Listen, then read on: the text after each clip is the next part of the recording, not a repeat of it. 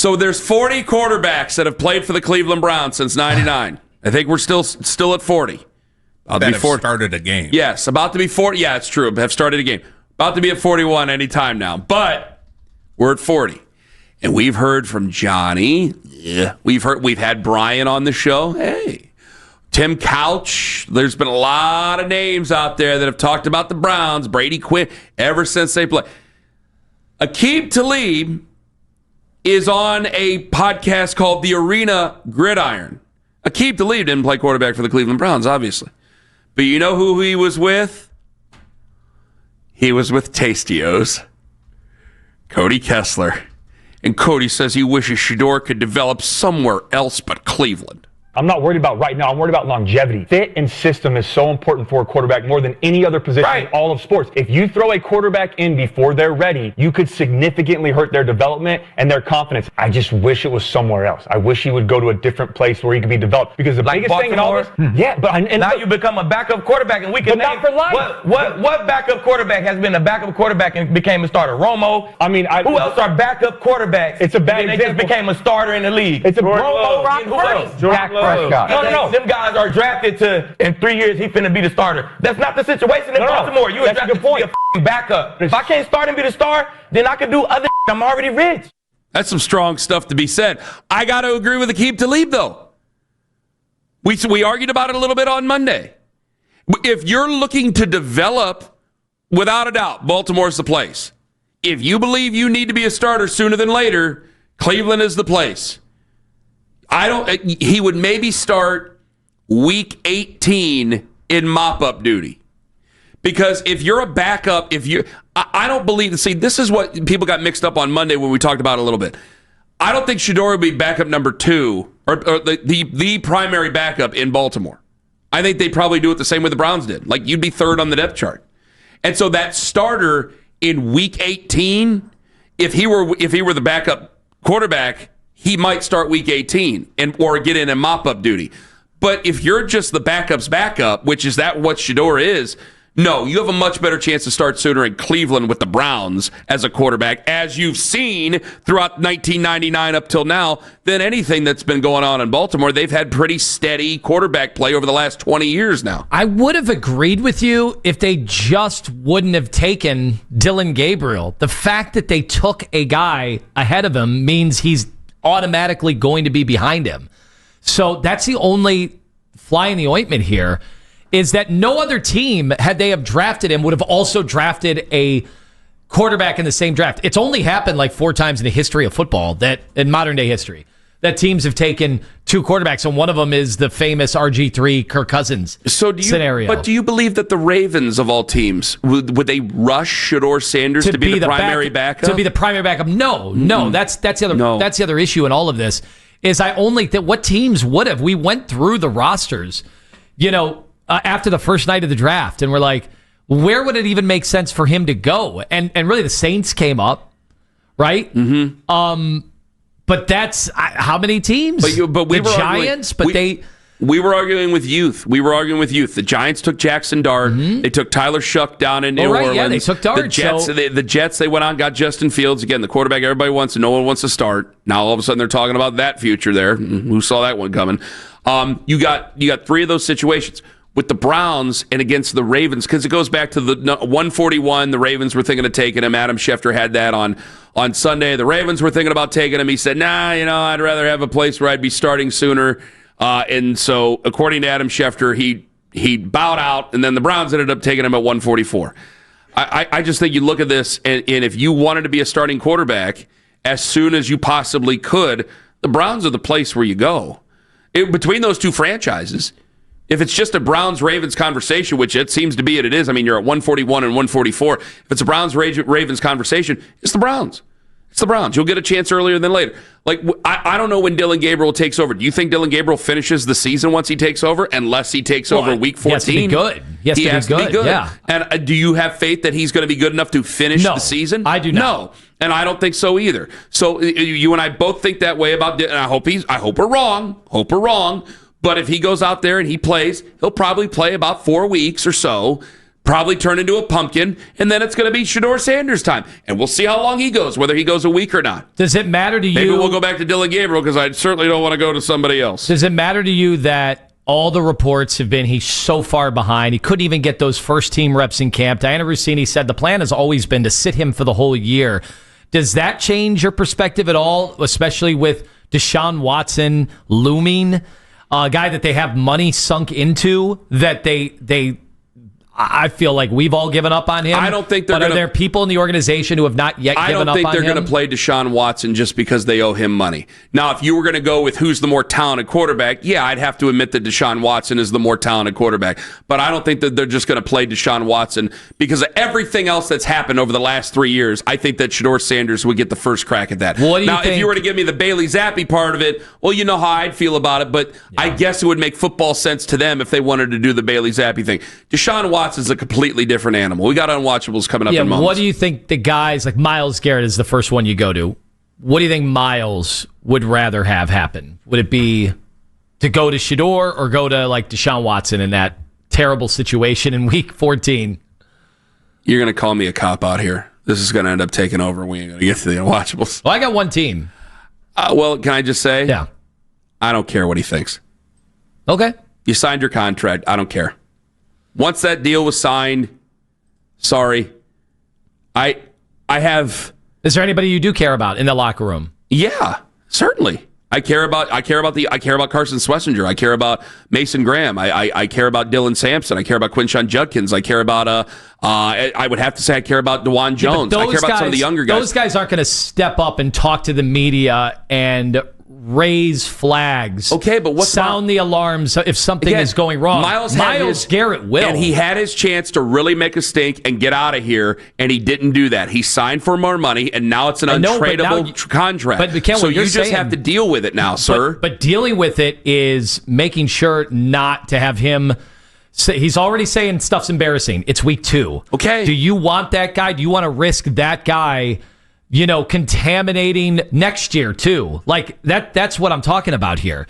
Carson Schlesinger isn't. What's he like? Those other Quinshon Judkins is not going to make his own situation even worse or talk. And by the way, who do you think's talking to Diana Rossini? Is he going to make his own situation even worse? What players do you think are even leaking stuff to the national reporters? It doesn't matter to me about that. But does he want to? Probably Myles. Is what I'm saying. Okay, fine. But does he want to make his own situation even worse? You can go ahead and bitch our ear off all you want about the quarterback situation. But he doesn't think he's doing that. You signed the contract. You took the money. It's up to you to make it better. He might be thinking he's making it better by getting his opinion out. Okay, fine. So he is one of the leaders. So I'm sure he'll do what everybody thinks is best, and maybe he'll start to talk, and maybe he'll start to really complain, and maybe he'll get Kevin fired and Andrew fired, and people will be thankful for that for all we know. But it's still not going to make the situation any better. I'm sorry, man. I'm not sorry. You signed the contract. You deal with what comes.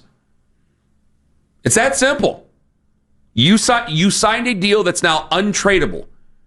Is it $86 million in dead cap if they traded him? Exactly. So trading him is no longer even in the conversation. That's dead. You signed it. You deal with it. Week 2 doesn't portend to something that's going to be really good for the future. If you're saying bleep's embarrassing already, hey, buddy, you didn't have to sign anything.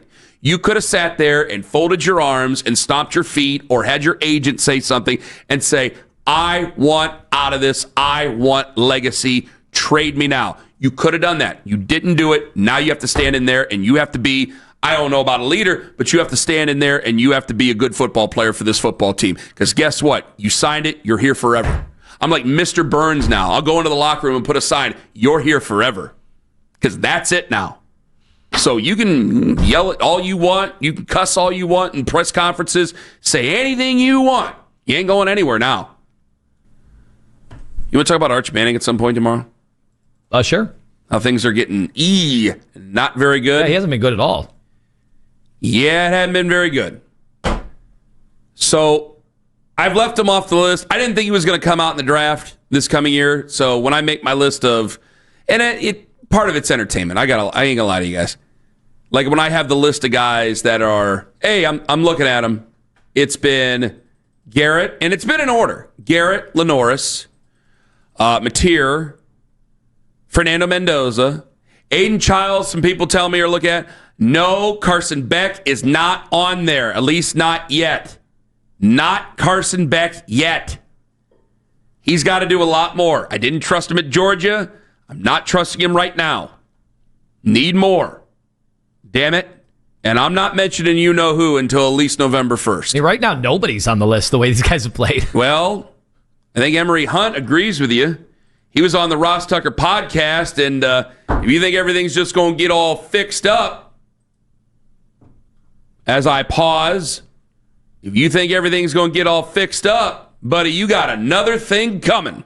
Shedeur and Cam Ward are far and above better than whoever the top quarterback would be in this class. The second part of it is that you can see how groupthink permeates throughout the rest of the narrative in the media landscape, because you have people that get hung on these names, right? Nussmeier, Aller, you talk about Klubnik, and you talk about Arch Manning, right? Arch Manning was number one with a bullet in everybody's mock draft, right? Based on 95 passes. But that kind of focused everybody's attention on just those names. And everybody's just kind of recycling the same 5 names. If everybody just zoomed out and did what they were supposed to do and just evaluated the whole class, you'd see the Taylor Green. You'd see the Haynes King. They're the same guy. They're playing the same doggone game. That's Emory Hunt on Ross Tucker's podcast, Ross Tucker Football Show. I mean, that's some strong statements there by Emory Hunt. I agree with him about the groupthink thing. So we just have 2 straight years of bad quarterbacks? No. Like, I don't. One of them's about to be good. One of them's bound to be good. I can guarantee as somebody from this class will be good in the NFL. Yes. Would be really good. Yes. I think it's a little silly. You are right. That I'm hearing from a lot of people, which is stay away from all quarterbacks in this class. Hold on. Emory's saying you got one right there already in your locker room here. I'm not going to call Emory silly. He's been on the show. Good man. I'm not saying that Emory's silly on this. I just the only part I'm going to agree with you on is that out of this group of guys that I just rattled off the top of my head, that I think a lot of people have only watched Arch Manning go out there and struggle against Ohio State, and then they've heard Arch Manning has struggled since, and he ain't coming out in this coming draft, certainly if he continues to play like this. So they're just going to say, well, all of them are terrible. Not all of them are going to be terrible, but you have to make sure you pay attention to your P's and Q's here, because you're going to be going over a lot of different things coming up in the next season. New QB, more than likely a new coach, a new general manager, as I've been saying, if things continue this way. Like, there's a lot of things that you have to bring into attention here if you go out there. And if you lose that many games, then yeah, hopefully it'll be right there for everybody that you got to take Garrett Nussmeier, or you got to take Lenore Sellers, or Fernando Mendoza by that time. I mean, any one of those names. Not Cade Klubnik. Never Cade Klubnik. Go back and check the mentions. But one of those names may come to fruition for you, and we're just going to have to hope and pray that guy ends up being a good guy for us, and that we hold on to that guy and not make silly decisions like giving him too much power too soon and then moving on from him and letting egos get in the way. Unless he sucks. Then you got to move on from him. But how do we know he's going to be terrible? Johnny Football, we kind of knew. Johnny Football was a special case because he didn't do the work. There's guys who do the work. Sure. Like, you guys are going to have to understand here that the conversation about quarterback has changed. There was a time where they would just take off, and that was it. And they were great QBs. Mahomes had a year.